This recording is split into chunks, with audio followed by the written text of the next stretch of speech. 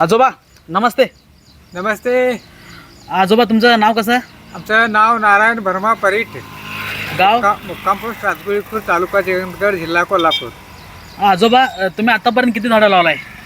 मी आत्तापर्यंत म्हणजे शक्यतो जास्तीत जास्त फुलाची झाडं लावलेली आहेत. फुलांची? चाफा, गुलाब, हां आपलं मोगरा, हां.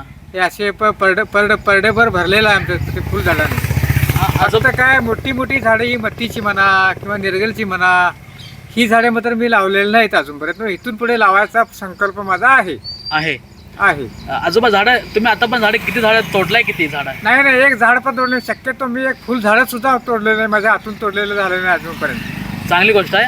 आजोबा मला सांगा, झाडं लावायचं फायदे काय? झाडे लावायचे फायदे म्हणजे प्रदूषण, हे वायफळ प्रदूषण आहे ते पानं, त्याची झाडाची पानं ओढून घेतात हां आणि स्वच्छ वायू सोडतात ही पानं, झाडाची पानं. हां झाड ही प्रजन म्हणजे एखाद्या वेळेस पाऊस पडण्यासाठी, समजा पाऊस अडवून, ढगांना अडवून पाऊस शक्यतो झाडामुळं शक्यतो जास्त पाऊस पडतोय. हां.